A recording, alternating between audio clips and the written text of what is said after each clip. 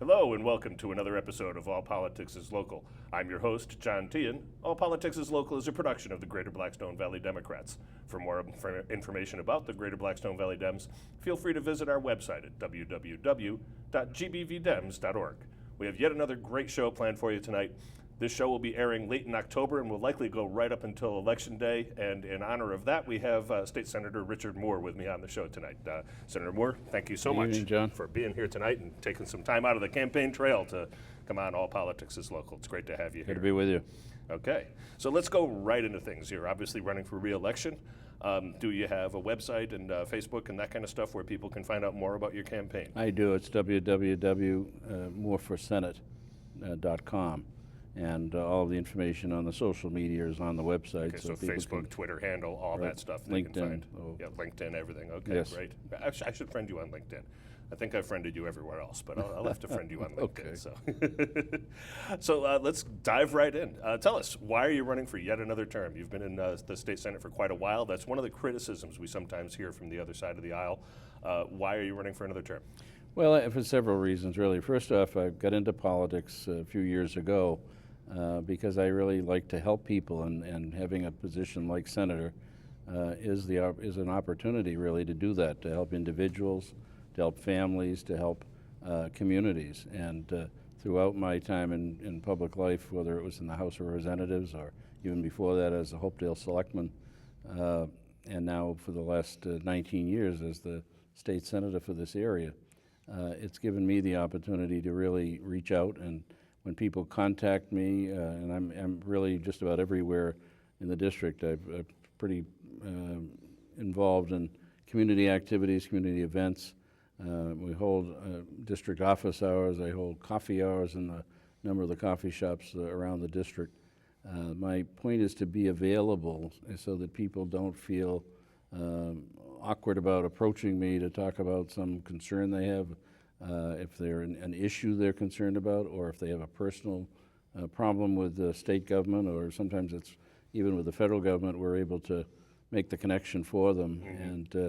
And I pride myself and my staff on our ability to help people, and I think many times we're able to do it. We can't solve every problem, but right.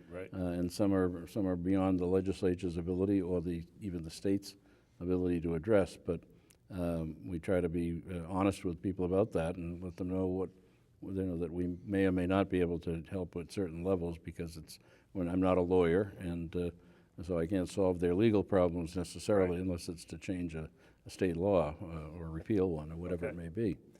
But it's as I've found, from the time I started as a kid in Hopedale, my parents were not particularly political or active, but they were very much involved in community activities and community events, and liked the idea of helping their neighbors and helping others in the community. And I think that set the stage for me to do the same thing, but to do it on a little different stage in the sense of public office. Certainly on a different scale, absolutely. Yeah, and it's dealing with, instead of dealing with a community the size of Hopedale, which was around 4,000 people, the Senate district is 170,000 people. So it's a bit of a larger stage to work on that. So it's I found what is the most rewarding is when I can help someone get into college, or sometimes get a nomination from our federal counterparts for one of the service academies. Mm-hmm. When it's working with the schools to try to get them additional funding, or to address a particular concern that they have. The public office, well, it's very time consuming. Certainly, I approach it. It's pretty much a 24/7 kind of operation. I do get to sleep, but the hours can be long. It's kind of like I treat my job. If I'm awake, I'm working. That's right. So yeah, that's, well, and that's just the way it is. I'm up usually 5:30 in the morning and working at the computer before I go to Boston or go to meetings around the district. And I think it's important to attend the district meetings too. Oh, absolutely. That's how you get the input from local officials, for instance, or community groups, to find out and see what you can do to be helpful to support their efforts. If you don't go to those meetings, you always send an aide, you're not getting the direct information. And I think that's how you really can build upon when you ask for money in the budget for some project, when you're voting on issues in legislation. If you have a good sense of what the individuals, citizens, and certainly the community leaders are looking for, you better reflect their views. And because I don't know the answer to everything, certainly, and I have to do a lot of studying and research and get input from people, and you try as best you can to represent what the majority, at least, of the people in a district might want to do. And I'm sure that anyone, most people don't agree with their wife or their husband 100% of the time. And so I don't expect everybody to agree with any of the votes that I've cast, and I've cast literally thousands over the course of the time in the legislature. And people are going to disagree sometimes with many of my votes. Oftentimes it's with a few votes. I found even on some very controversial issues that most people are pretty understanding. They understand that there are other people that also have contacted me about an issue and it may be different than theirs. Yep. I mean, even if you were going to go out and order a pizza with a group of people, not everybody orders cheese pizza. You're going to find that person that wants anchovies, and nobody wants that, right? No, so it's people of a variety, but most people have said, I wish you'd voted differently on this issue, but I like, generally how you've been voting, and so, I'll kind of wish maybe you'll think about it some more, if it comes up again or whatever, and go from there. But sometimes some people are just one issue. If you don't vote their way, they're never going to speak to you again. And unfortunately, you can't. If I vote that way, I may be voting the opposite where a lot of other people feel. Right. So Right. you have to kind of weigh that, and by attending all of the meetings and public events and things and the dinners, and not that I need an extra dinner, but I do it because I think it's an opportunity for people to talk to me about what's on their mind, and so that I can therefore better reflect what people would like to see me do, or would like anyone in that position to follow. So you mentioned several times about about being able to reach out to our counterparts in Washington. Only just recently you had Richie Neal for years and years as your congressman in Washington, and only recently we've gotten Joe Kennedy to represent us down there in Washington. Being today's date, today is the day that Joe actually came out and endorsed both you and John Fernandez over at the Depot Tavern. How did that go? It went very well. Both John and I have worked with Joe Kennedy on a number of issues where federal and state interests coincide. And he's only been in one term so far, but he's off to a great start, and he's actually got a bill through the House, which for a Democrat, that's pretty good. For a Democrat in the Republican-dominated House, right. That is pretty good. So it's he's good. And I have actually now 3 congressional members covering the Senate district that I have the honor to serve. Joe Kennedy has Milford, Hopedale, and Bellingham, almost all of Bellingham. Jim McGovern has kind of the Blackstone Valley portion of the district, and one street in Bellingham. And then Richie Neal still has Southbridge and Dudley. So I went from having one congressman, and Richie Neal certainly was a great friend and ally, continues to be. We're working together on some issues in Southbridge that I think will continue to be beneficial to residents there and in the general area. And he's being one of the most senior members of Congress on the Ways and Means Committee. Can be particularly helpful and has been. Jim McGovern is the ranking member of the House Rules Committee and also on the Agriculture Committee. Kind of strange maybe from a congressman from Worcester, although he has the Blackstone Valley and has towns out to Northampton that are certainly much more rural. And I think but it deals with some issues that are important to a lot of people in the city, like food stamps and nutrition and things of that nature. So he's very effective, certainly, and has been. And Joe is off to a great start. I think he's already shown certainly an interest in the area that he serves. And he goes from Milford to Newton to Attleboro. It's a good chunk of the state. A lot of the sometimes old industrial base, but it's now becoming a new industrial base. So working with them is important, and we get along quite well. With our 2 senators, Senator Warren, Senator Markey, I've known certainly Senator Markey for a long time. He came out of the House just when I was going into the State House of Representatives, and have been in touch with him from time to time. And Senator Warren's off to a great start as well. Oh, she sure is. I really love Senator Warren. I'm very proud of the work that I don't I know. did on her campaign. I don't know to that help the her banks get are all that happy with her, but she certainly has got them on their toes. Yeah. And then the other part of particularly in the legislature, it's working with the other chamber, working with members of the House, and working with the other party as well, in both the Senate and the House members. And over the years, I've developed friendships with many of them. We work well together. I think we try to cooperate, especially when it's on a district that we share. We usually work very smoothly on that. And it's I think part of the job is getting things done. And I think people send us to Boston or to Washington to do things, not to sit around and talk about it, or not to hold press conferences that go nowhere, but to really work together to figure out how can we solve the problem. And even though we might disagree on philosophy or certain aspects of the government, the size of government or whatever, we have to figure out what's practical and what can be done. And hopefully it can be done in the most efficient way. Sure. I mean, politics has been described as the art of the possible, right? It is. So, it really is. And perhaps your opponent in this election could take a page out of Joe Kennedy's book, How to Get a Bill Passed when You're Not in the Majority in the chamber where you're representing. Apparently, he hasn't yet gotten a bill passed. Not in 4 years in the House. He's yet to have a bill where he's the prime sponsor go through, other than a local bill, and every local bill he's had in his first term or his second term, I have to be a co-sponsor of it, and so I'm at least equally responsible for getting those bills passed, if not sometimes having to carry the load a little bit, and get it, and actually get it across the finish line.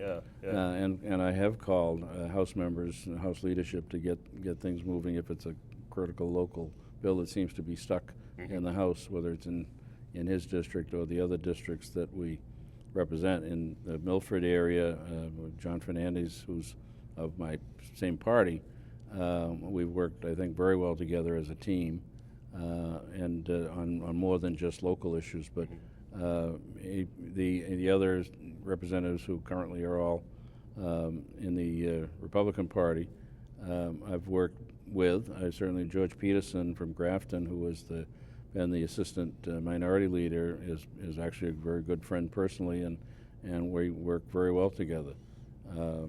I think that's important as much as you can to do that, because we're there to try to help the communities that we jointly serve. Yeah, John was actually on my show a couple of weeks ago, and he talked extensively about his work with George Peterson on the gun bill. Sure. And they did a tremendous job, the two of them. When you can get a bill to get that much support, and to get support from both sides of the gun debate, that's just wonderful. Yep. They really did the right thing there, and they got a good bill across the finish line. So you like to see that kind of stuff. And John and I worked on, there was an issue that has been facing, I think still continues to be an issue for every community in the state, but it came to light really with Bellingham and Milford and Franklin with a pilot project that the Environmental Protection Agency had come out with some draft regulations to deal with the aspects of the Clean Water Act. It was dealing not with the sewer stuff, the wastewater treatment, but runoff from the phosphate runoff, the phosphate concentrations in the runoff. So we were able to get legislation put through that requires that the fertilizer that's sold have no phosphorus in it.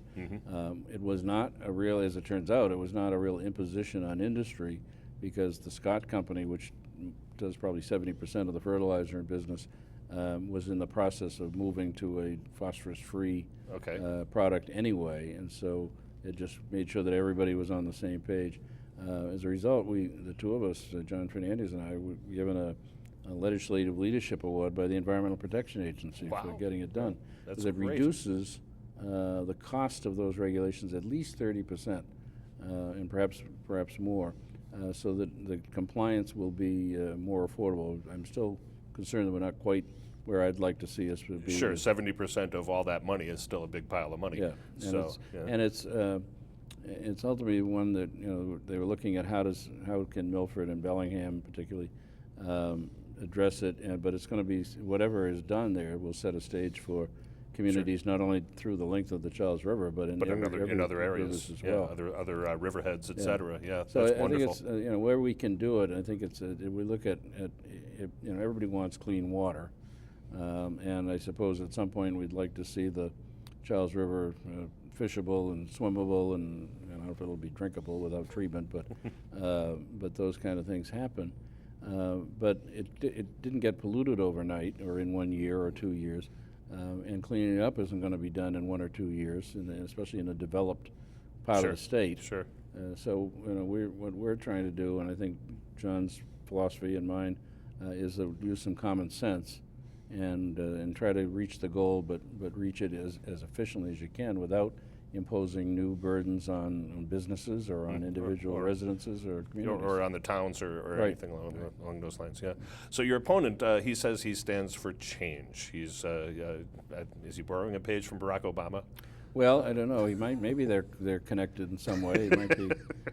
He might be treating Barack Obama as his role model, but it's change is it's interesting. It's kind of an amorphous word, and it means a lot of things to a lot of people. But I guess the example we have of the kind of change that he brings to the area he represents is we had before he was elected to the House, the representative who he defeated in the 2010 election, Jennifer Callahan from Sutton, same town as he was from at the time, was doing, I think, a pretty good job. She was very attentive to the individual needs of constituents and to the community needs, was very active in a lot of different events and communities. She had taken some very tough stands in Boston to stand up to what she perceived as corruption in the House of Representatives leadership, which later proved to be rather prophetic in a way because the Speaker went to jail during that time. So she wasn't necessarily the darling of the insiders on Beacon Hill, but she was doing a pretty good job, and I think she was speaking up for the interests and concerns of people in this part of the state. And he defeated her, going around not always, I think, telling everything the way it really should have been portrayed. And within months of his election to the House, that representing Bellingham, Millville, Blackstone, most of Uxbridge and Sutton, he had worked an arrangement with Representative Kuros in the next district, who represented Webster, Douglas, a precinct in Uxbridge, and part of Oxford, to basically swap districts. Representative Kuros, having been a selectman in Uxbridge, wanted the whole town, and they'd agreed to swap. Within months of taking office, he was very rarely seen in any of the towns that had elected him. That had voted for him. Right. Yeah. And so that the change they saw when he got in was less representation and less in contact with their representative than they were experiencing in the past. When he started in that new district, he had apparently decided to run for the state senate. Thought he'd taken enough time in the House, it takes time to learn the job and to understand it's not a civics book kind of operation. The legislature, any legislature, operates largely on knowing each other, trusting each other, and procedure. Yep. And it takes time to do that. You can have perfect roll call record, as he does and as I do. But you've got to work the process. You've got to go to the committee hearings and go to the meetings of the committees. You've got to work the constituent process and be working both in your office and in the district. He had promised to open a district office in his first district in Blackstone. That never happened. He never opened a district office in the new district, and that he swapped with Representative Kuros. I don't think you necessarily need an office, but when you make a promise to open one, you should follow that through. promise and try to follow through. So it's concerning that he seems to always be running for the next office and not learning the job and working the job. Sure. that you get elected to do and people kind of expect you to do. Kind of treating this like a stepping stone, his tenure as a state rep as a stepping stone to the Senate. Where's he going next? Is he going to be running against Jim McGovern in 2016? That would be a pretty good guess if he's. I think in about 8 years or so he'd be old enough to run for president. Well, so. I wouldn't be surprised if he thinks he could do the job. It's a big job, and I'm not sure that he's the person who should be doing it, but that's up to the voters to make that ultimate determination. Yep. And it's, I think it's important that you take it's enough time to learn the job and build up that trust that's so important to get things done. You can't do it when you're out knocking on some doors or when you're out campaigning and politicking.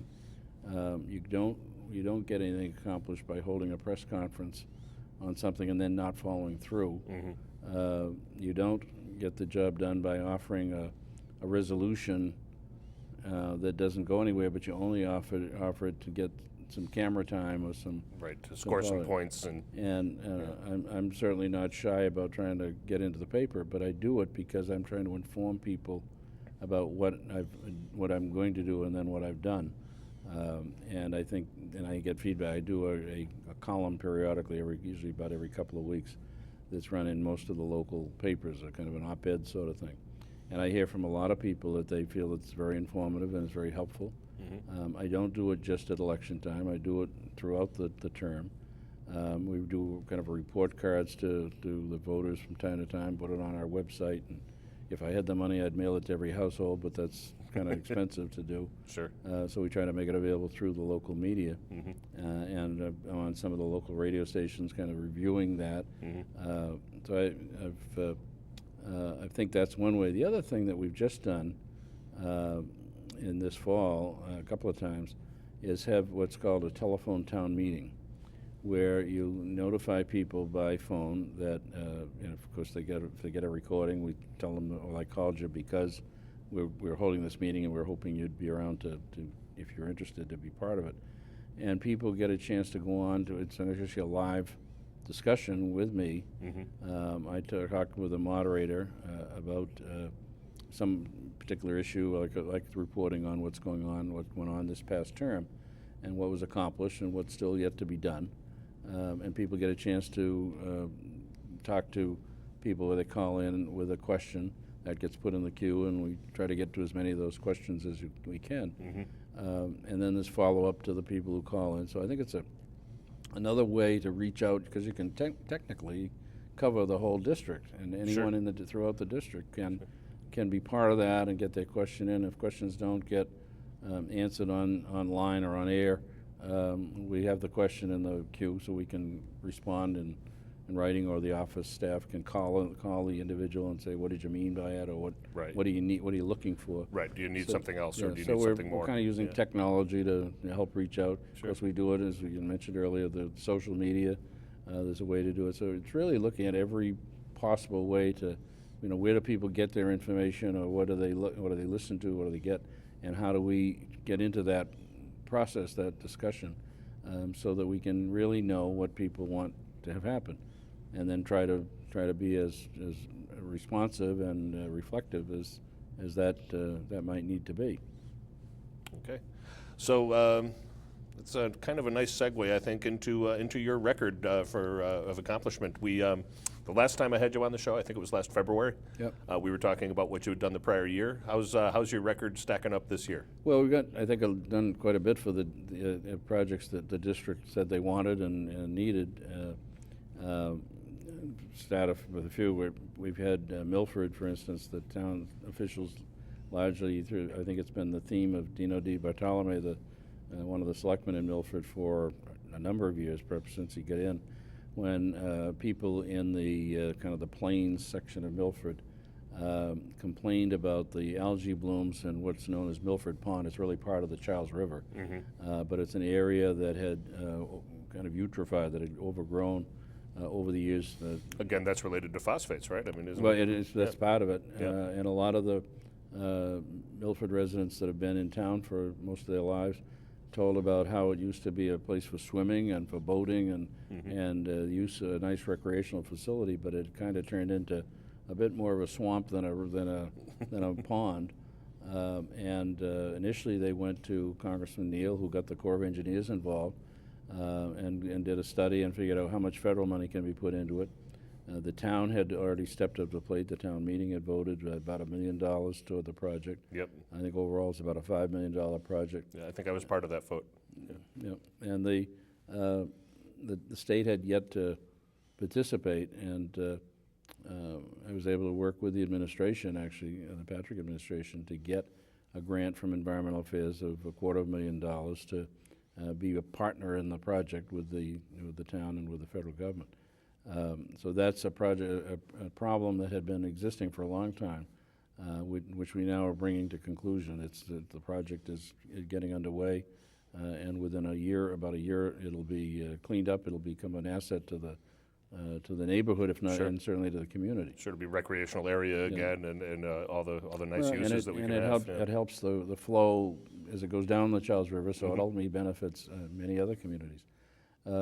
We have, a few years ago, then Representative Marie Prenti and I got the state to give the armory to the town, the old armory, which is about over 100 years old now. A rather classic looking, looks like a big fort or castle. Yeah.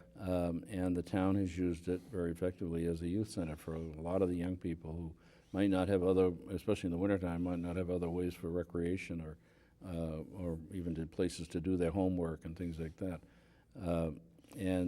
John Fernandez and I were able to get $50,000 included in the budget to pay while the youth center has to be relocated to temporary quarters while the town has voted to really do an upgrade and get rid of the asbestos and a variety of other things. Lots of stuff to do in there, the roof. A lot of code issues, electrical and everything else, HVAC and everything. So we got $50,000 to kind of cover some of these moving and rental expenses during the time of construction. Over the years, one of the years I started when I was a selectman to get the then Draper Corporation, when they started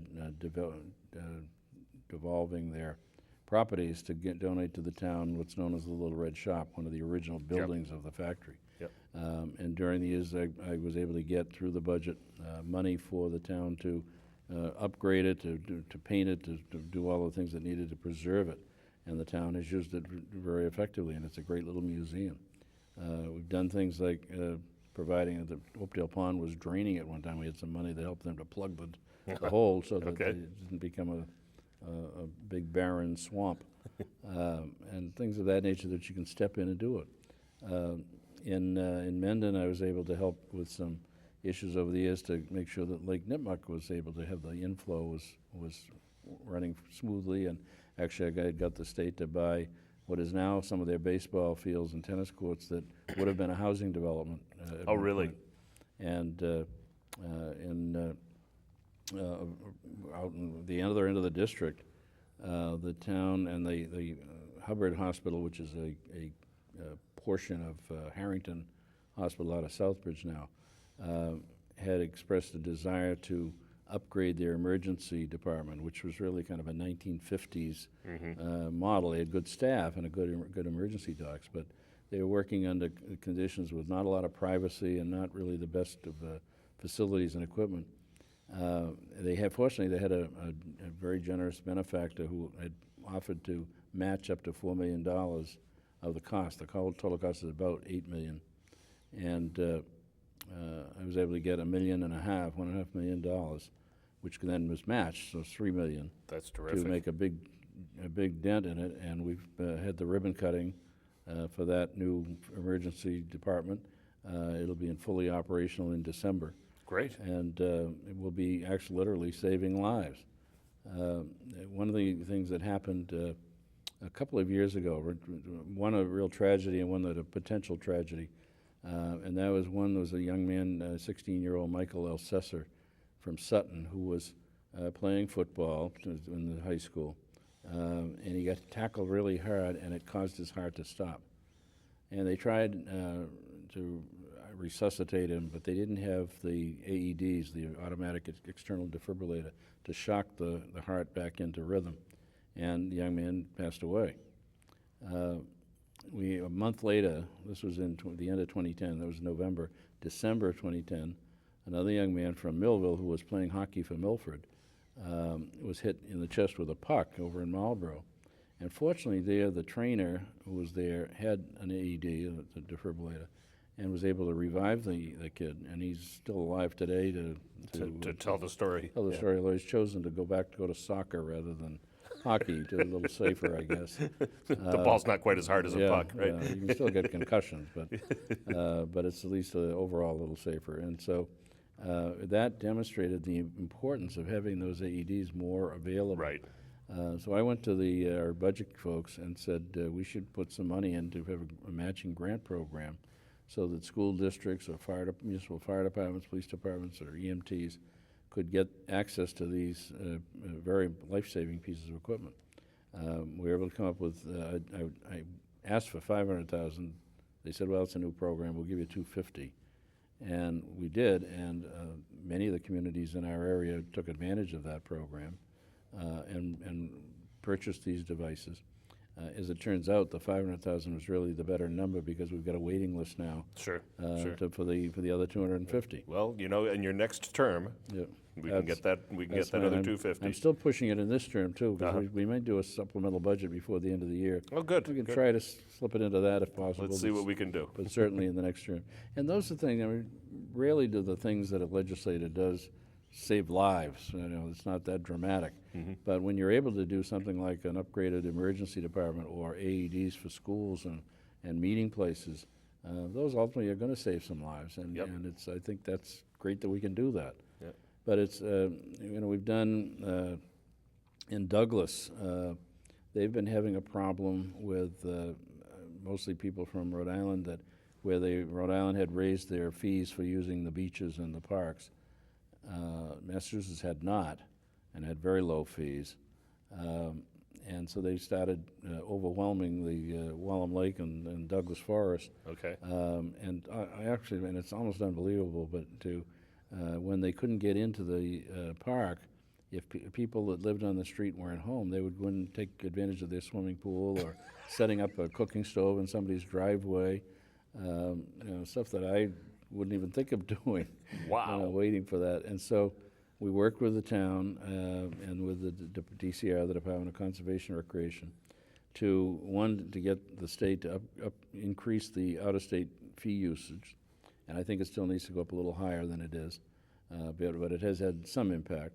And I was able to put in the budget funding for additional police patrols, Sure. especially on weekends when the problems when those kind of problems would arise. Yeah. That is really amazing that someone would just set up a cooking stove in someone's I know. driveway. It's almost unbelievable, but it happens. That reminds me of something I might have done in college, but we did a lot of crazy stuff in college. So, But when it comes to things like that, my opponent didn't vote for the budget this year or last year, and so he didn't. He actually voted against things that were benefiting the district. He tells people that he's for more local aid. Well, so am I. I've been for more local aid every year that I've been in the legislature, because one is the school districts particularly, but the communities in general need help. We shouldn't put it all on the property tax. In fact, we should try to get less of a burden on the property tax. It certainly hurts senior citizens and people that are on fixed incomes. But when I say I'm for more local aid, I actually vote for it too. right. My opponent, by voting against the budget, voted against that local aid. A good example, and it affects Mendon and Upton, Blackstone and Millville, and Dudley and Charlton, and ultimately all of the communities through the two vocational schools that represent the area, Blackstone Valley and Dudley and Bay Path out in Charlton. Working together with Senator Steve Brewer, who chaired our Ways and Means Committee this past term, 2 terms, I pushed for more money for regional school transportation. One of the deals that regional school districts were supposed to have when they merged 2 or 3 communities was to get full reimbursement from the state for the cost of transportation, because you're bringing kids from a much broader area than one town. And that goes back into the late 1940s when it was kind of a selling point, incentive. The state, I don't think, has ever been at 100%. But we were down over the last couple of years to be, especially with the recession, down about 60%. Okay. And that's a real burden to those regional districts. But we're able to bring it up to about 90% now. which means several cases, a couple of $100,000 for each of those districts Yep. in new aid that they were getting. Well, by voting against the budget, my opponent voted against that additional new local aid. So Yep. how can you say you're for more local aid when you then vote, and you can go out, and again, it's like holding a phony press conference or putting out a press release saying, I'm for more local aid, and then you vote against it. It just doesn't make a lot of sense. So, I believe it's important that we not try to posture and say we're for something that we know people are for, and then when you go back into Boston, try to hide the fact that you're not going to vote for the thing. Right, right. He said at the time, interesting, his rationale, and maybe he's changed it since then, he said he voted against the budget because there's funding in there for illegal aliens. Well, there is funding for legal aliens, and we're required to do that by the federal government. If you're here for asylum or something, you're considered a special status legal alien. We're required to provide them with health benefits. Even the illegals, the federal government says you've got to have basic emergency services. In the hospitals, I think if somebody comes in there, been shot, or they're in an auto accident, they're not going to turn them away. They're going to try to stabilize them. We have to cover that cost. But my opponent voted for the House version of the budget, which, if there's any of that funding in there, he voted for it in that. Then he voted against the final version, which actually had some good stuff in it to help the district. It just doesn't make sense to be that, I don't know what the best word for it is, but certainly not being fair and honest with the voters. I'd actually call it wishy-washy. It's at least that, yeah. It sure is. So I think when you say you're for something, you say you're against something. He's made a lot of talk about illegal aliens, and it is an issue. John Fernandez and I dealt with a good part of that about 3 years ago. We were able to get requirements in the budget and in the law that in order to have a driver's license or a registered vehicle, you must use a Social Security number. Mm-hmm. So you have to, in order to do that, unless you purchased it or stolen it from somebody, and we do have identity theft going on for whether legal or illegal aliens involved or citizens, that we've been able to tighten up on that to try to prevent that sort of thing from happening. We're dealing with a problem of the failure of the federal government to have an immigration policy that works. Right, a comprehensive immigration policy at the federal level. Yeah, and that's really what we need. Well, they're the ones that, under the Constitution, U.S. Constitution, have that responsibility. We end up dealing with the problems that are created when it doesn't work, or when the borders aren't that secure. Frankly, I did contact our congressional delegation about that, because I was told by our Secretary of Health and Human Services, apart from the issue when the president asked some of the governors, can you take some more of these kids that seem to be flooding over the border, and ultimately that they found the flood was slowed down, and to the point where it wasn't needed to use any of the services here.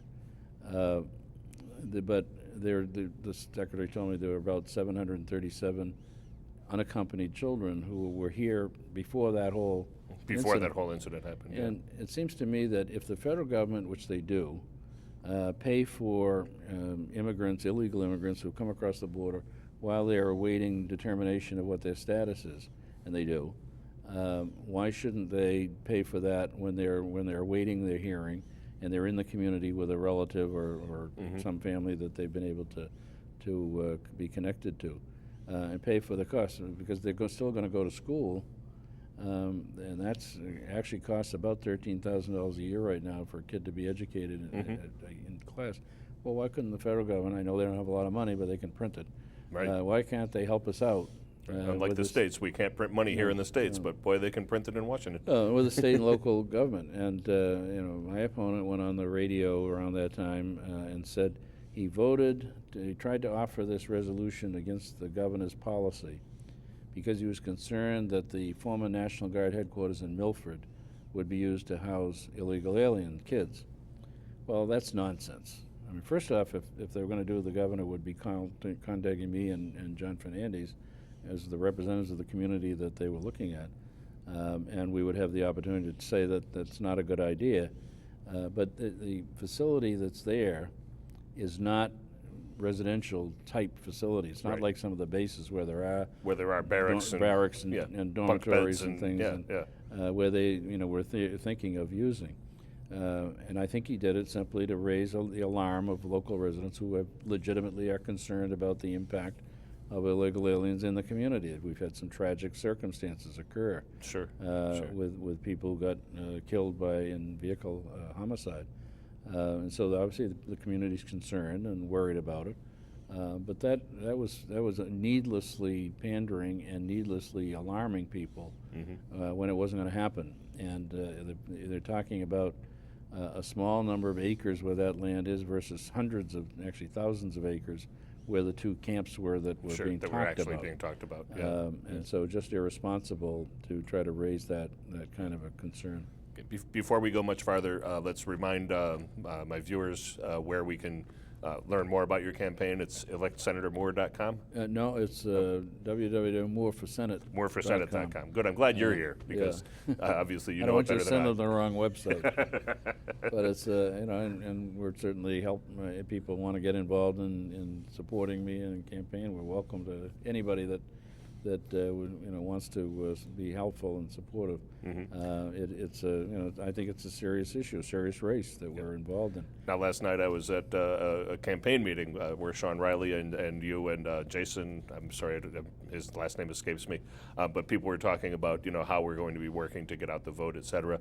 And it was heartening to see Sean handing out bumper stickers that said, "Another Republican for Senator Moore." Well, so. I've actually, over the years, I tend to be, well, it depends on who's trying to type me, but I'm at least moderate.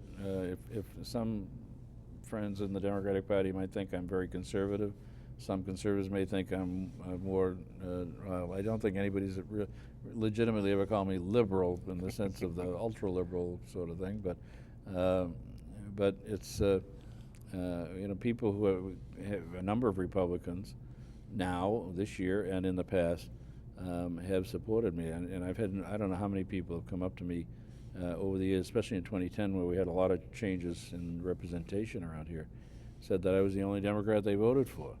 And so in recognition of the fact that they might be uncomfortable using, which doesn't say Democrat, but the Moore for Senate bumper sticker, that we'd give them one that for their use too. And a number of people have put it on. So I'm very happy that they support me that way. Yeah. Let's talk a little bit about the ballot questions that are on the ballot on November 5th. We've got questions 1 through 4. Question 1 would repeal the automatic portion of the gas tax increase. Your thoughts on that? Yeah, well, we voted for the increase, 3 cents. The governor wanted 11 cents based on a study that was done by a commission chaired by a Governor Romney appointee, actually, and that recommended that increase and the connection to the inflation factor of the price. We did it because we have woefully underfunded bridge repair and road repair and public transportation. The value we get in this area, we did resurfaced Main Street in Milford and Pulaski Boulevard in Bellingham and a number of other roads throughout the district, and bridges in particular. Bridges, there's as even now with that increase, we've got something like $12 billion worth of bridge repairs and replacement. The classic deferred maintenance that we've been stuck with. Those bridges and the roads that people drive on, anybody should know that this year if they didn't hit a pothole, they weren't driving in this state because we had a tough winter. But it was also not only because of the winter, but because the winter had an effect on under-maintained roads and bridges, and so they were falling apart. The last time the gas tax was increased in 1991, construction costs have increased 55%.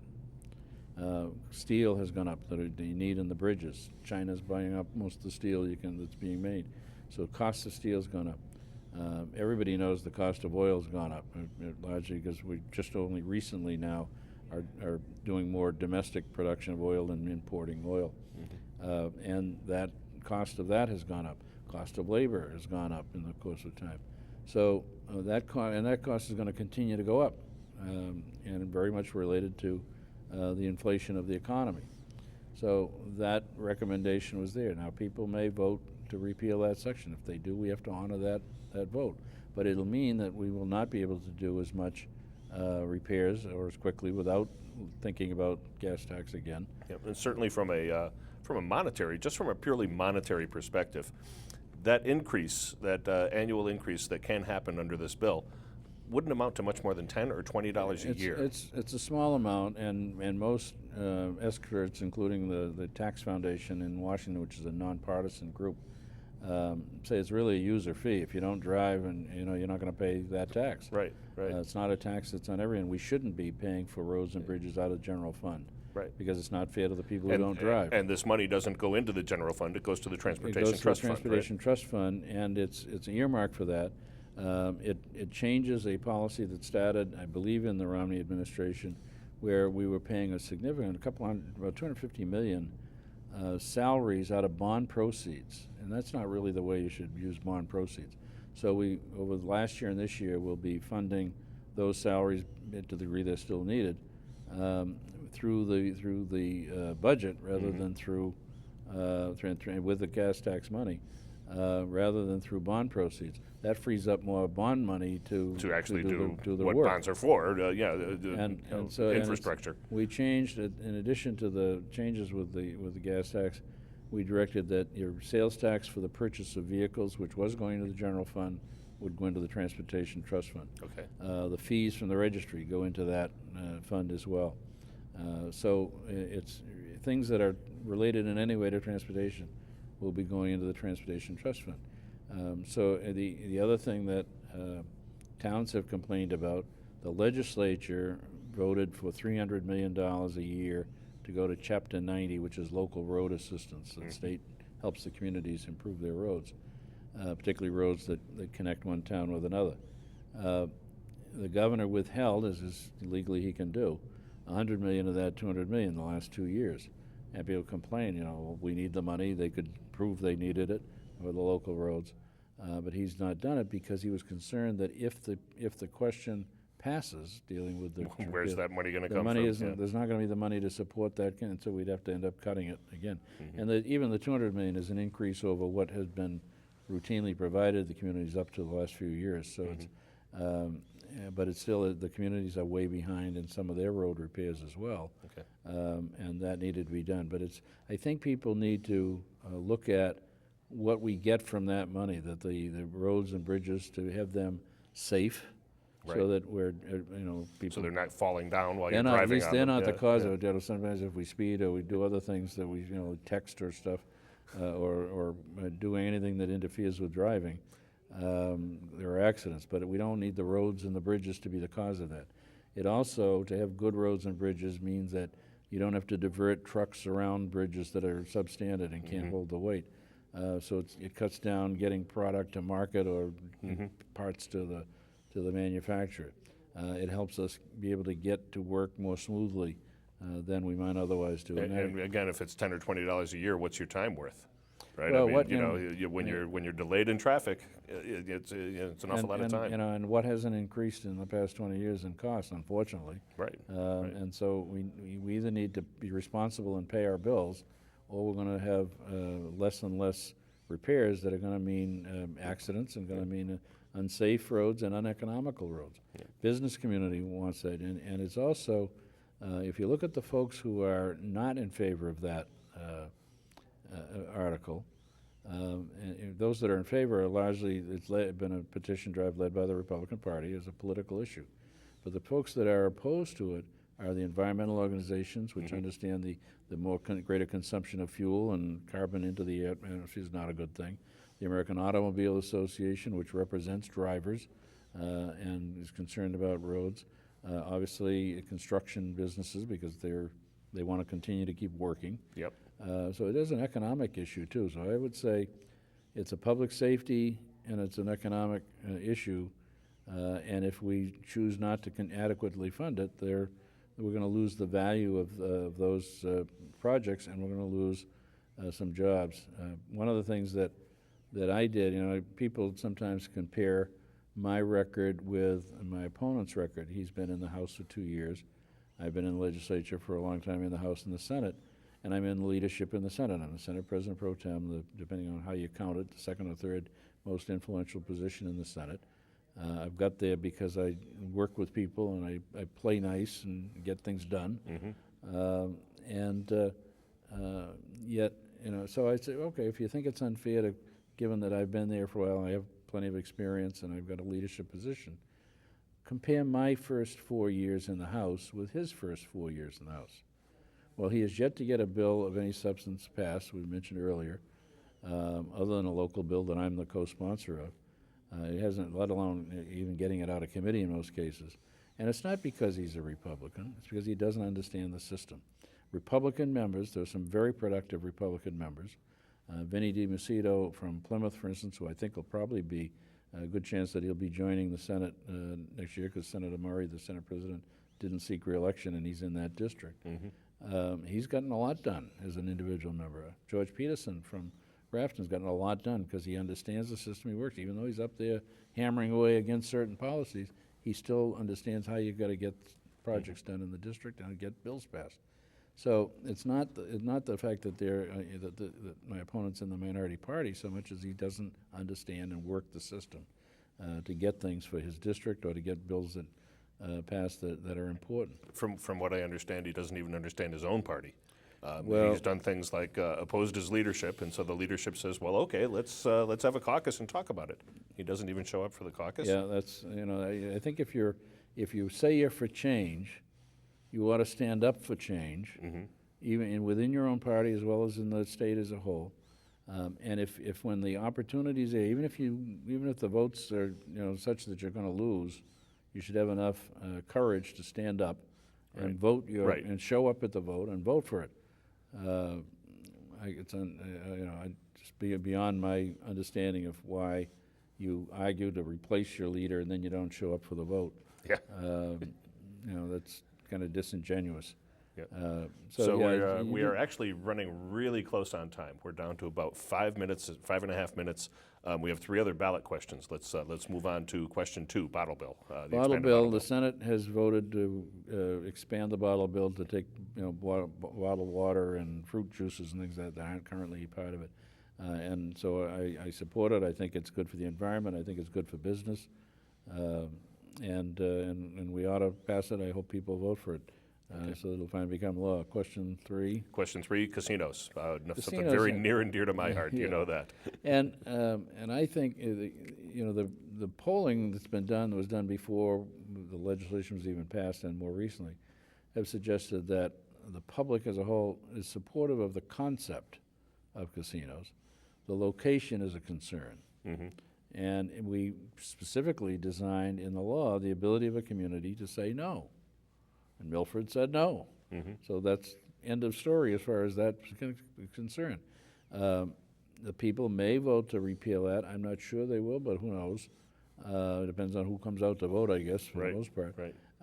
If they do, we will, we'll have to certainly honor the public's wishes, but it will mean we'll have to make some adjustments in the budget because we're starting to count it right now. We're actually counting on the revenue. Well, the fees at this point for the most part because nothing's been revenue hasn't happened yet. And the bill was put through because we were concerned that we'd end up as Connecticut did. Connecticut was behind the 8 ball because the Native Americans were legally able to set up their own casino and don't have to give the state anything. We, by doing this and authorizing it and knowing that we do have a tribe that wants to start something, a casino in the generally in the Taunton area, and they're very close to getting federal approval, that if we brought in some commercial casinos, they would be concerned with that competition would get in and get rooted in before they arrive, before they set it up, and so that we would kind of push them into a pact with the state to agree to pay us something in the way of revenue comparable to what the commercial casinos might produce. You can debate the morals of it. I don't know, but we have a lottery that's pretty successful. So the gambling, I think I don't do a lot of it. When the tickets are up to a couple of $100 million, I buy a ticket, which is of course the worst case to do it. The chances of winning are even worse. Even worse, yes. It'd be great if I did, but but chances of winning are worse then. And so, I think, I certainly honor the vote that Milford did and that some of the other communities that chose not to do it. I think that's very much their right. I was very involved, listening to certainly both sides, but particularly the folks that were concerned about it, about their concerns, and I think they had very legitimate reasons why that site was not the right site for it. Whether there really wasn't any other land, I don't think, in Milford or nearby that would have been made appropriate. it. Yeah. And it would have added, I think, certainly traffic burden to the main streets and also to some of the neighborhoods around where the location was, and it would have had an impact on the cost of public safety. And their last plan was for a 12-story building. I couldn't imagine living 600 So- feet away from a Well, lit-up 12-story that building. with people kind of looking down in your backyard, and you wouldn't want to go out skinny dipping, certainly. I wouldn't want to do that anyways. So that's an issue. And question 4 is the earned sick time. Earned sick time. Yep. And I support that. I think as somebody who's been involved in a lot of healthcare stuff, I think you need to have it, and it is earned. It's not just given away. You start day one, you're on sick time. Right. It's for the individual or for somebody in their family if you need to care for a child or an elderly relative, particularly, to do that. You're limited as to how much you get, so it's not something that can easily be abused. There's even ways for small businesses to be able to accommodate it. And I think, given the range and the growing range between the folks that are the kind of the basic entry-level workers, minimum wage workers, which we did increase this year, and other salaries, that it gives people a benefit that important for their own, and certainly nowhere near what our European friends provide in sick time or vacation time. And their economies haven't collapsed, at least not yet. Yeah, not precipitously. No. So it's that sort of thing. I think one other thing, while we're on the health issue, it's interesting. My opponent says he wants to repeal Obamacare in Massachusetts. Well, I think the issue of repealing a federal law for one state at a time was settled about 150 years ago with a thing called the Civil War. Yes, yeah, If it's a between federal law 1860 and 1865, right? That's been passed and signed, we have to honor it. But he said, and when it's polled, when you ask people about Obamacare, they say, "Oh, we don't like it." After the president's gone, it probably won't be called Obamacare anyway. When you say Affordable Care Act, oh, they like that. People idea. love that. Yeah. And yet he said to one journal early in the year that he was opposed to Obamacare, wanted to repeal it in Massachusetts. Why didn't we stick with the Massachusetts health plan? That was working, he said. A couple of changes here and there, but it was working pretty well. 98% of the people were insured. Well, I was the lead sponsor in the Senate of that plan. Sure. So he apparently endorsed the plan that I put through legislature. Yep. So it really is a misstatement of the facts. Right. And that's what I am trying to get to the point across to people. If you can't believe it, we have run out of time. Amazing. So it's time for us to We could say do goodnight. another show. I think we could. We probably could. So you've been watching All Politics is Local. Thanks so much for tuning in. All Politics is Local is a production of the Greater Blackstone Valley Democrats. For more information, go to www.gbvdems.org. Thank you and good night.